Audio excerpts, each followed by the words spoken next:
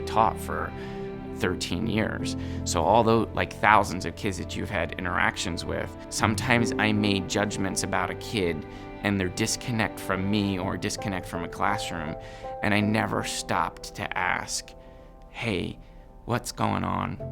When you ask those questions and you find out, and then sometimes you look at a kid and you're like, wow, you're here today, and I'm so proud of you that you're here today.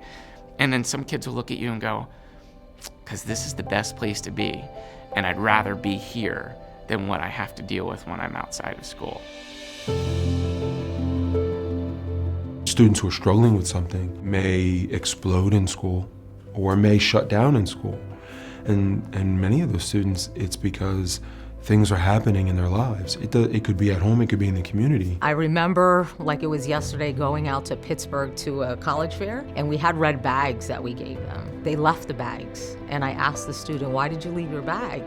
And they said, because we live in CRIP territory. I had another girl that wrote, I have moved 7 times in 7 years. I have learned to not exist. You cannot see inside a human's brain. And when you cannot see inside a human's brain, we make assumptions that a behavior is deliberate, when sometimes the child has got so much stress that their brain has been wired differently. We know that exposure to adverse childhood experiences reshapes the brain in some really critical ways. Parts of the brain that are responsible for decision-making, regulation of emotion and behaviors, parts of the brain that are responsible for attention. And so when these parts of the brain are influenced in these negative ways, it could have potentially much more negative effects than when trauma is experienced by an adult. What we identified at our United Way was at the root cause of all those difficult, complex social problems that we were addressing is exposure to childhood trauma.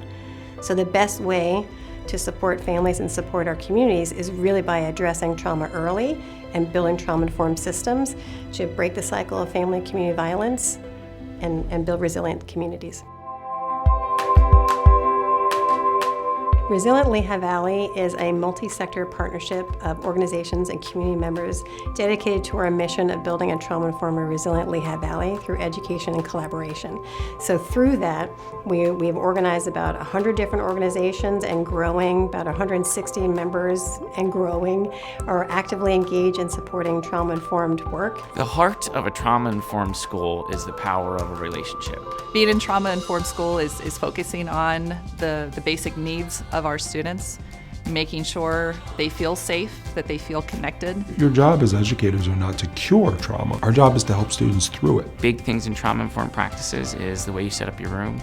Instead of having rows, you have more clusters and groups so the room doesn't feel so large. I often would have students be sent to the office because they needed a timeout from the classroom, and now that they have a peace corner, if they need a break, they kind of have that self-regulation ability to kind of go take a break and get back to learning when they're ready. The main thing is building relationships with kids, resiliency in kids, and the skills that they need to cope with the situation that they're dealing with. Our students are going through a lot. There are things that are happening in their lives that are so egregious for some of them that they're not going to openly tell you about it. Once you form relationships with kids, once they feel connected to you, many of our kids will tell you. Many of our kids really want to have that conversation. Our hope with Resilient LV is to create a trauma-informed or resilient community. We know that Black kids, Latino kids are punished at much greater rates. When we address trauma, we're able to address racial disparities. The shift will be from punishing the kids to actually helping them grow. And when we help them grow, they'll be less likely to repeat the problem behavior, more likely to actually persist in school. We're going to see kids who are going to be able to contribute to the workforce of the Lehigh Valley. Trauma-informed schools can serve as a model for the justice system, for the health system. And in so doing, we'll see healthier and safer communities.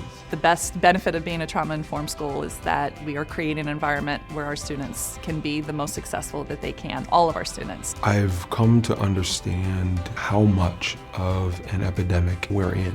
We've become a safe haven for a lot of our students to just begin to navigate some of the things that they're experiencing.